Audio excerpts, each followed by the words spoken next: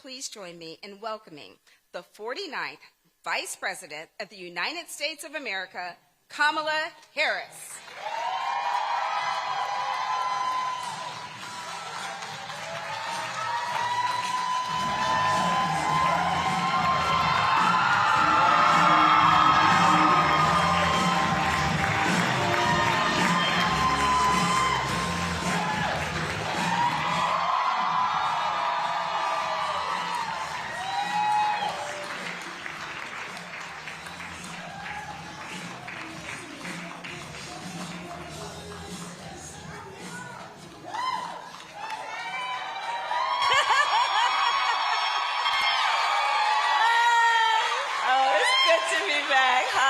Danielle, thank you for that beautiful introduction and your leadership. Let's sit down and talk. Let's sit down and talk. Hi. Okay. Hey, it looks like they're ready.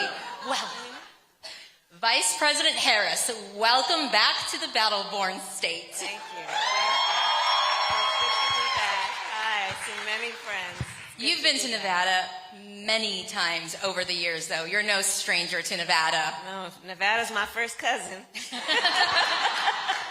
But let's catch up. Fill us in. How have you been, and what have you been up to? Oh, thank you. I am well. All things considered, I am well. Doug is well and sends his best to everybody. Our kids are well.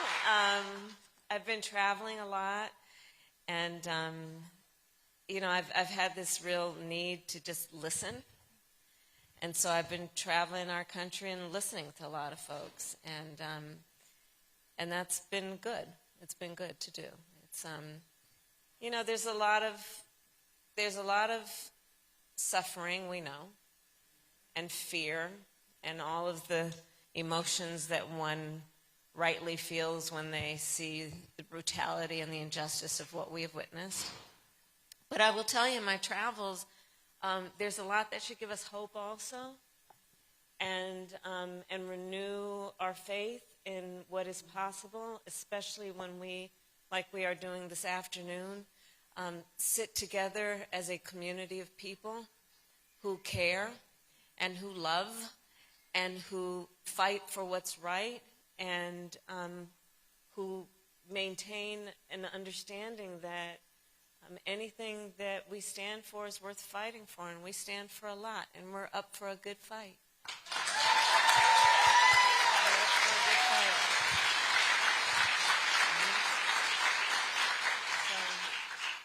Thank you.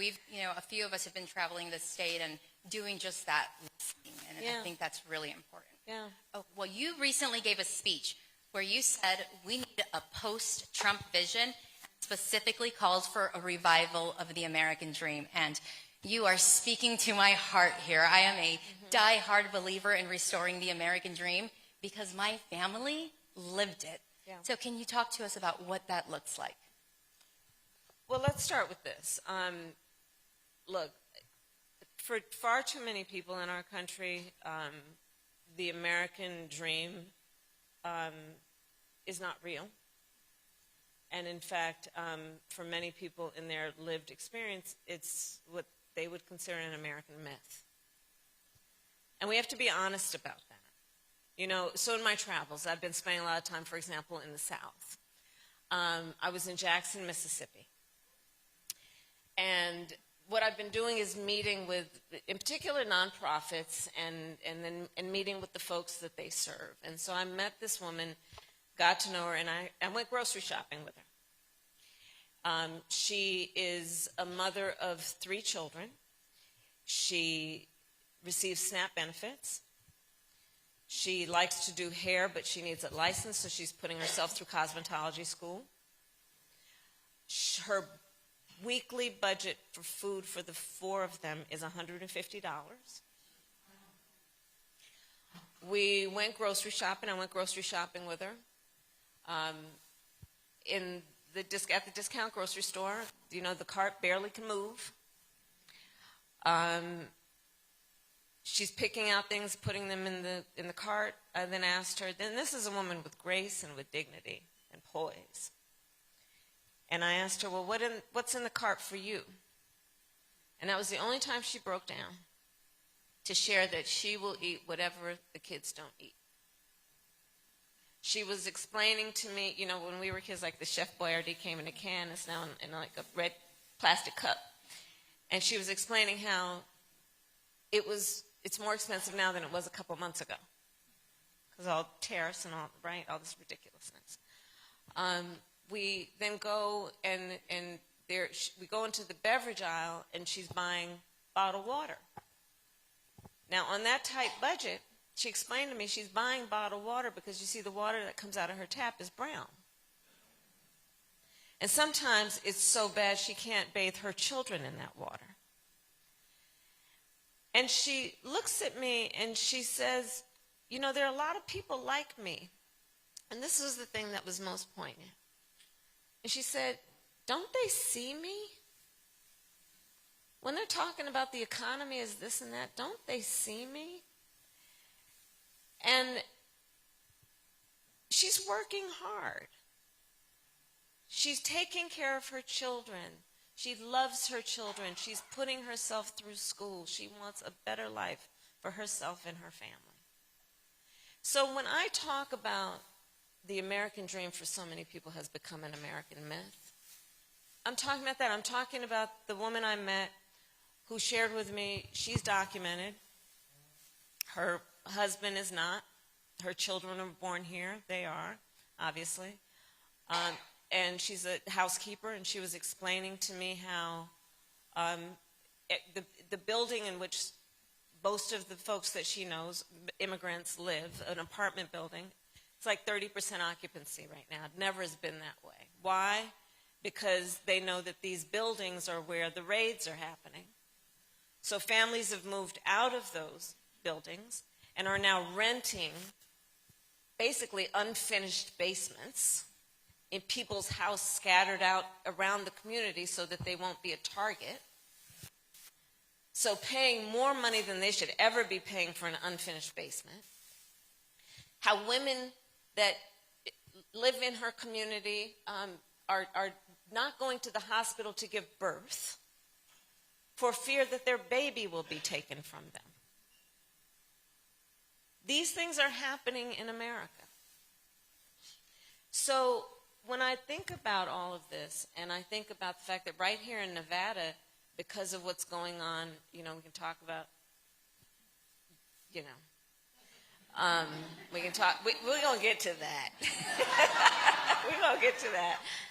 But here in Nevada, it costs $20 more at least to fill your tank than it did months ago. Here in Nevada, it costs $1,500 more a year because of all the tariffs, right, which we predicted. When you look at how many people are struggling, I just say that it is time for us, I think, to agree as part of our vision that not only are we going to deal with the crises of this moment and fight and march and organize and vote, but we also have to have a vision, and part of that vision in my mind has to be about let's a revival of the American dream. An American revival. And you know, I'm talking about good old home like revival. You know, like if any of you have been like at a church revival, you know, there's some shouting and some singing and some dancing and some, like, it can be good, right? But a revival. And what does that look like?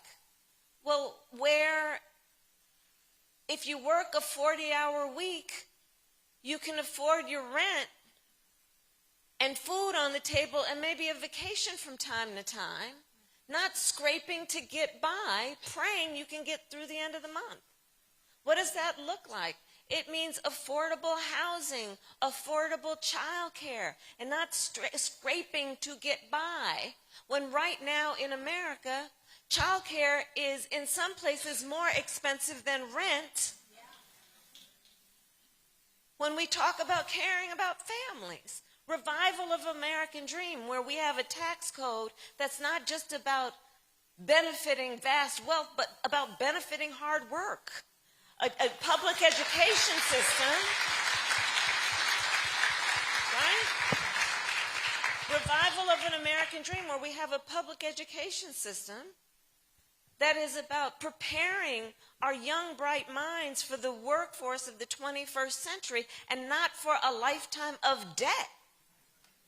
These are the things, right? And so that's what I'm talking about and thinking about and calling for, which is we know that when we have been at that state where we believe in that hard work pays off, that being engaged in the community and being a responsible civic member, right, engaged in our community, that pays off. Because right now, there's so many people who don't believe that they can dream and actually achieve something. And I've traveled not only around our country, but around the world. And when you look at what is happening in our country in terms of our psyche right now, we got some work to do. And it's going to be the work of all of us, by the way. I know it's the work of the people in this room. That's why we're all here together this afternoon. But it's got to be all of us, right?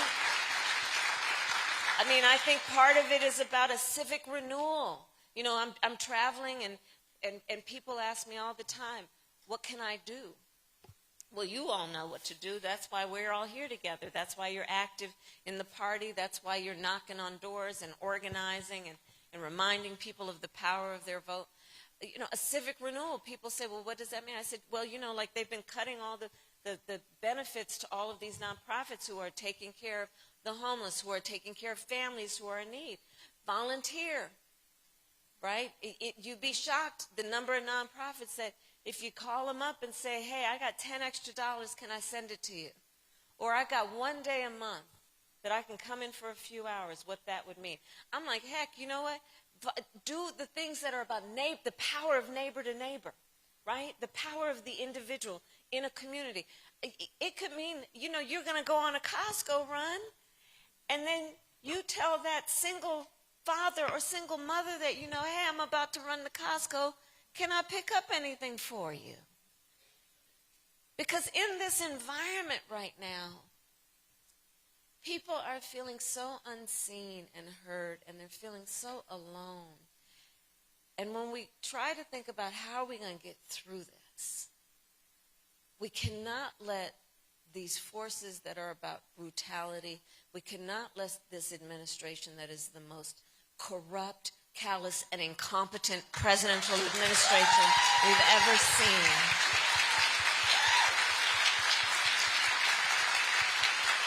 We cannot let them distinguish our spirit. They can't extinguish our spirit. We have, each of us, a light inside of us. We've known those moments where we enjoyed this so much. That was in each of us. Nobody gave it to any of us. It was in us, and we saw it in each other, that light. And in particular in moments of darkness, that light is most important. And so that's how I'm thinking about this moment. And when I talk about, you know, I'm calling for a revival of the American dream, it's about all of that. But it is about putting the power with the people. Right? Yeah, thank you for that.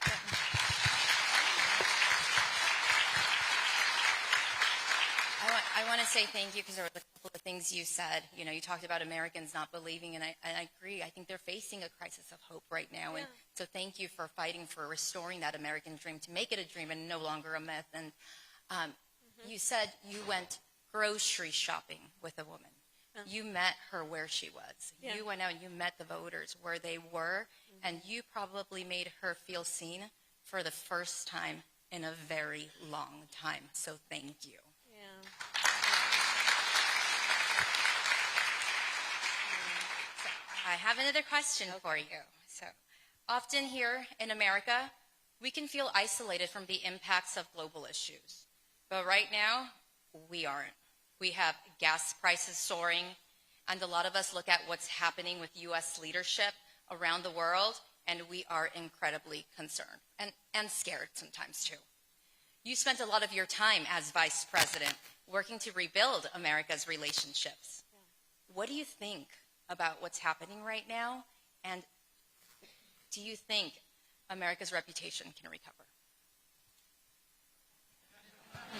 So, that's actually a great segue from where we were, because like a revival of the American dream includes that we as a nation agree that it is consistent with that dream and creating opportunity in our nation, that we would have and invest in affordable health care and affordable housing and affordable child care, and not in a war that nobody wants, right? Billions of dollars. And so, where we are, I'm very concerned, I must admit, but I think we can get on the other side of this, and I also believe it's going to take some time. As Vice President of the United States, I've met with over 150 world leaders, presidents, prime ministers, chancellors, and kings, many of them multiple times, and I developed relationships with them. And I will tell you something. Donald Trump is the first president of the United States of either party, Republican or Democrat, since World War II, who has thumbed his nose at the importance of America's relationships with our allies. Thumbed his nose at it, walked away from them, points fingers at them, calls them names, degrades them in the Oval Office. He's the first president of the United States of either party who has not assumed a responsibility, imperfect though we may be, to be a standard bearer around international rules and norms, such as sovereignty and territorial integrity. See what's happening in Ukraine. First one. And these relationships, foreign relations, it's really like relationships in your personal life. So your friendships, the strength of a friendship will be based on, do we have mutually recognized the history of the relationship, where we've been, what we've been through? Is there truth and honesty in the relationship? Is there consistency in the relationship? Can I count on you? Are you present?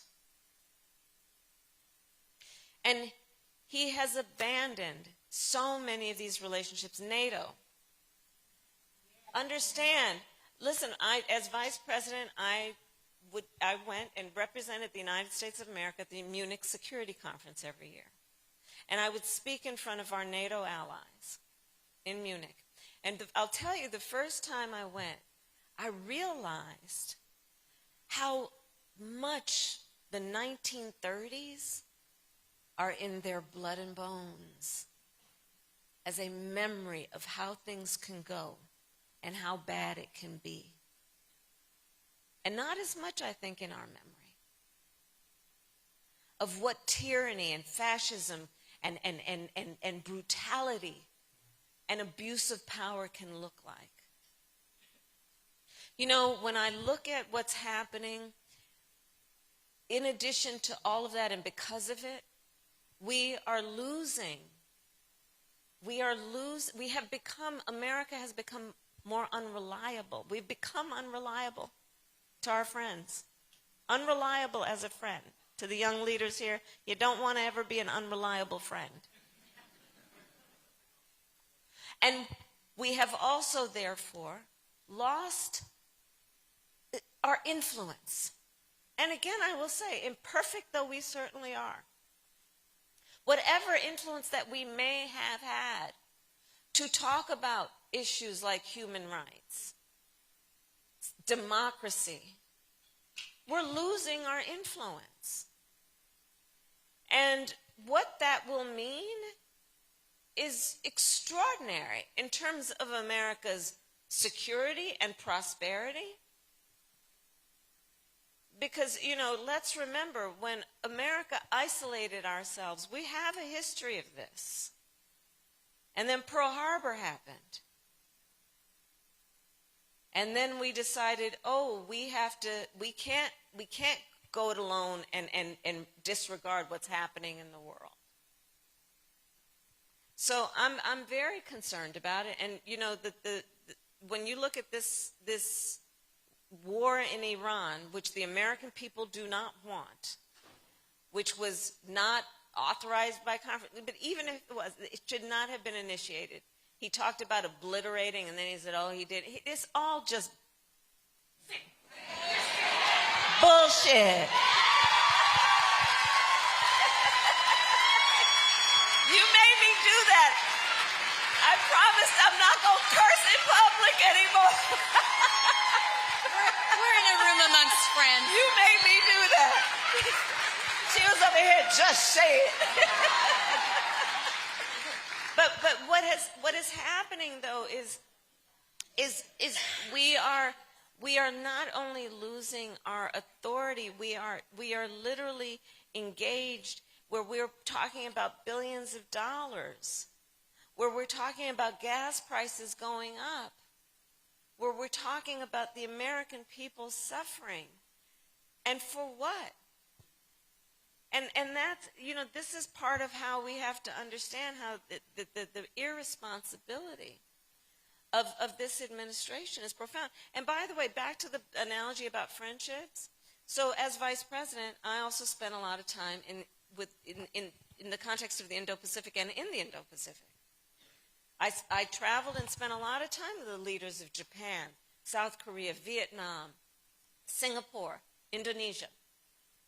Because, you know, we here on this coast of the country, we know that our relationship to the Indo-Pacific is a direct one. And so I spent time with the leaders of those nations, understanding that where we can have and find common ground, we must. So they have pretty much completely abandoned that focus. And as we all know, nature abhors a vacuum. So guess who's moving on in? Somebody asked me recently, where does China fit into all this? And I kind of flippantly said, well, they're just sitting back eating the popcorn. But really what's happening is they're moving in to fill a void. I spent time as vice president working on changing the narrative between the relationship of the United States of America with the continent of Africa. That it should not only be about aid, but it should be about partnership. Understanding that by 2050, it is estimated that 1 in 4 people on Earth will be on the continent of Africa. You know how he talks about African nations? Our adversary, Russia. You want to know who's the big winner on the Iranian war? Russia. Because of the oil issue, what has he done? He's lifted sanctions on Russia. You know what that means? They're making money to sell oil that otherwise they were prevented from selling. What else does it mean? We're sending artillery, ammunition, air defense that otherwise would be going to Ukraine. So the consequences are profound. You're talking about taking over Greenland, which is a territory of Denmark, which is a NATO ally. So, but he's not I'm not going to dismiss him as being an idiot. He's dangerous. He's dangerous. And America's security and prosperity are in the hands and on the line in terms of what he does and does not do. Greenland, anything we want and would have wanted, we could get diplomatically.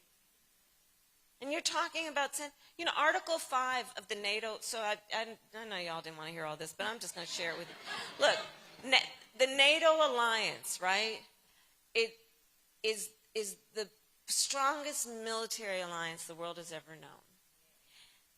And there's a part of it, Article 5, which basically is kind of like all for one and one for all. If you are a NATO ally, if we are both NATO allies and you get attacked, I'm stepping up to help you. Article 5. Okay? So if we're talking about initiating a military action in Greenland, that would ignite Article 5. But the second point, probably more importantly to make, do you know the only nation of all the NATO allies who has ever benefited from Article 5? us when our allies stepped up to support us after 9/11. So it's going to take a while, and I have traveled out of the country a couple times since the election, and here's what I will say, and then we can move on to another subject. But one of the things that I also know from my work internationally is the strength of the relationship between nations. Yes, it is dependent on all of the things we've discussed. Yes, it is also dependent on the relationship between leaders. And I do believe what fortifies it most importantly is the sense of the connection between the people of nations. And that's where we all come into play. That's where we all come into play. So we're talking about the midterms. People around the world watch what happens in our elections, obviously, and not only the election for president. So the work that we, the American people, do around these midterms will be part of what we signal about what we care about and who we are, and that we in this room, have not abandoned our connection to our ideals and principles and values, right?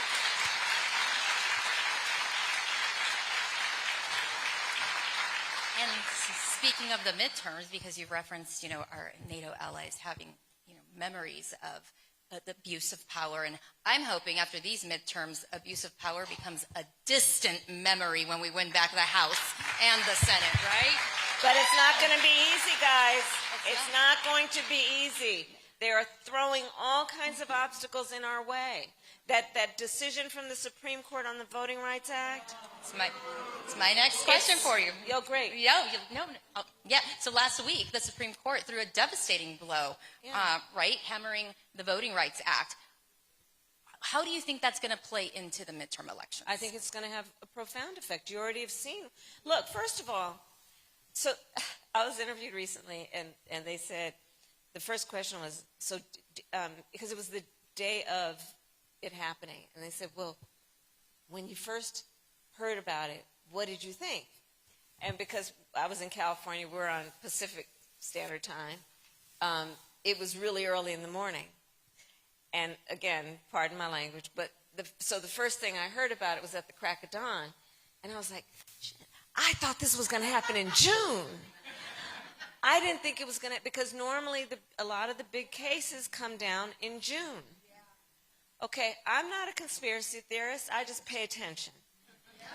So,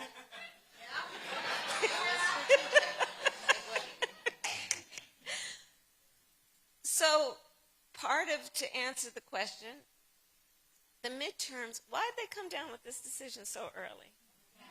To give all those states, you see what's happened, Mississippi, Tennessee most recently, Louisiana, so they could pull together what they need to do around redrawing their lines. You saw just what happened in Tennessee. To redraw those lines, to get those ballots printed for the midterms. Understand what's happening. I was in North Carolina. And let me tell you, I went to go visit a group of students because I'd been reading about how they're organizing around voting. These students attend North Carolina A&T. It is the largest HBCU in America. These young leaders have been organizing because the officials there took their polling place from the campus. So whereas we raise our children, especially when they hit that age, college age, whether they're in college or not, where we want them to set up good habits, we know that that's the stage at which you will develop your patterns for what you'll do in your life. So we want, don't we? We want that our young people will have as part of their pattern that they vote every election. Whoever they vote for, they took their polling place. And then when I met with them, they shared with me, so they organized and went up to the Capitol to go speak. And do you know what they were told in the chamber? You only have 5 minutes. I'm not finished. You only have 5 minutes to leave.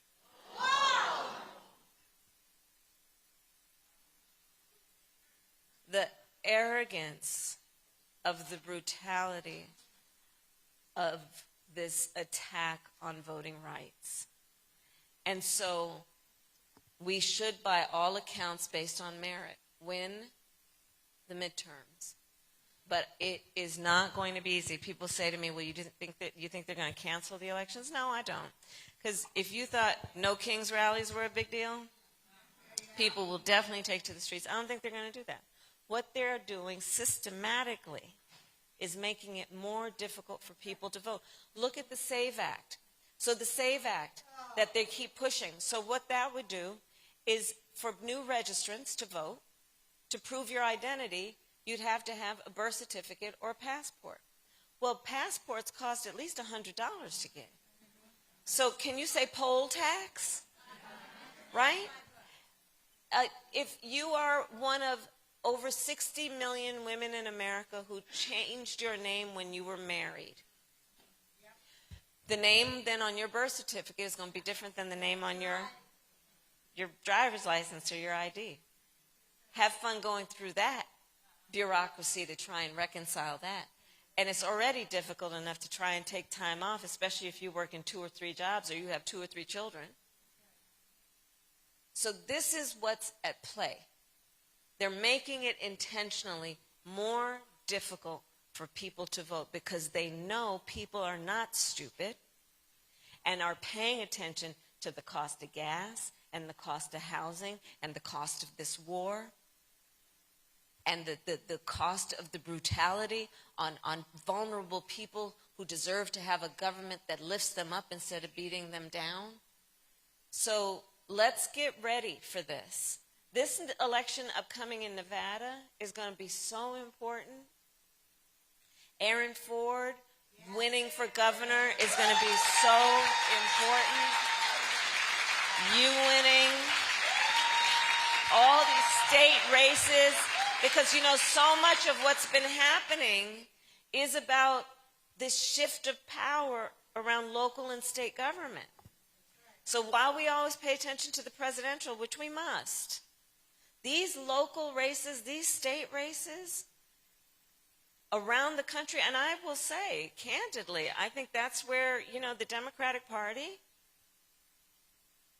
could have done much better around paying attention to local and statewide elections and issues and supporting that.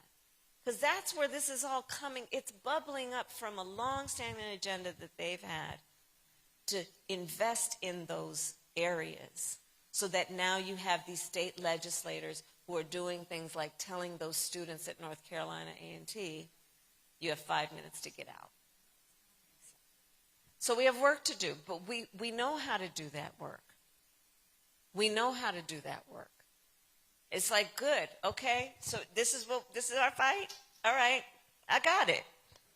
Right? Just tell me what the fight is, and then I know what to put on. Right?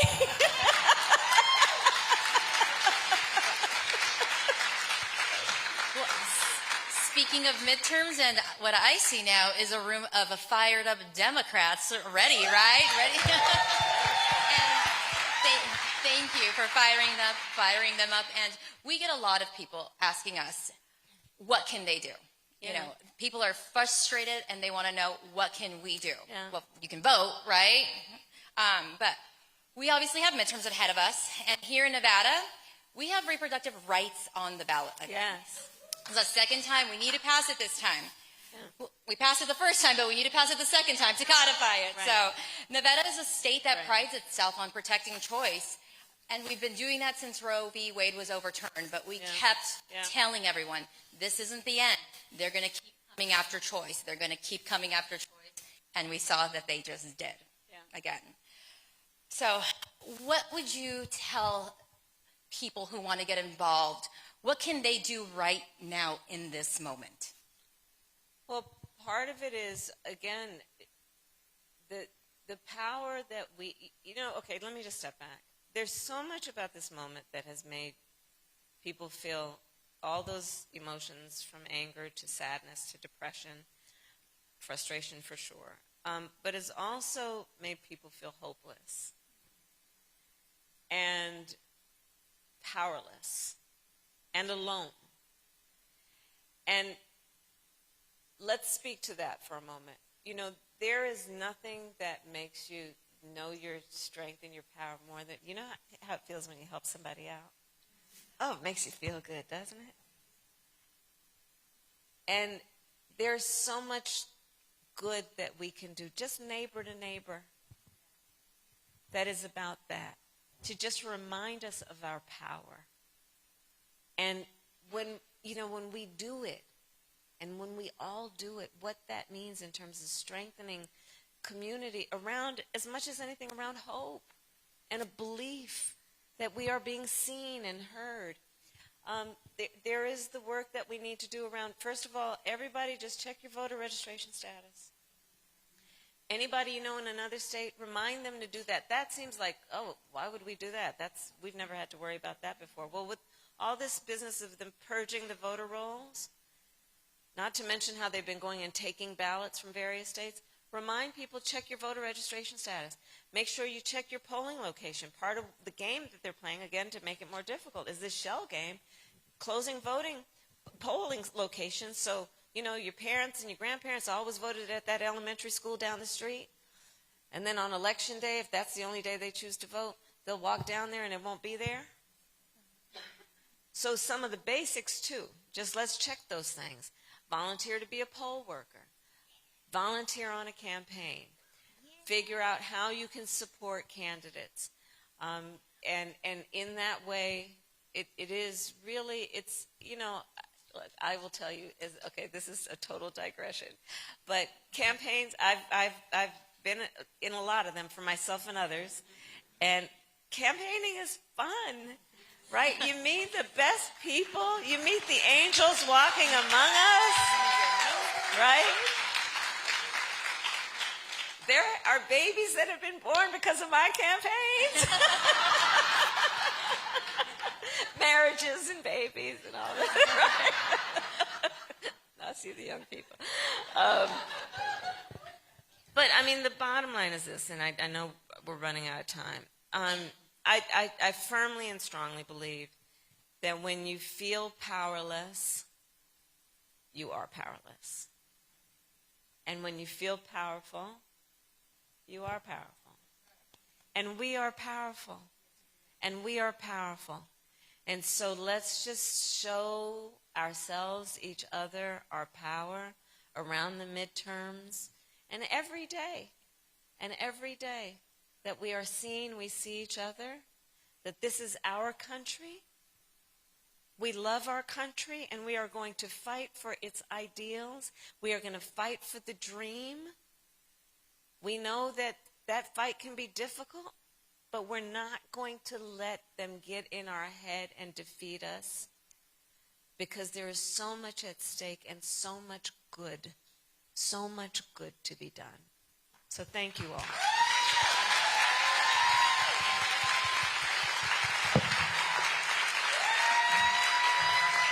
Thank you, Vice President.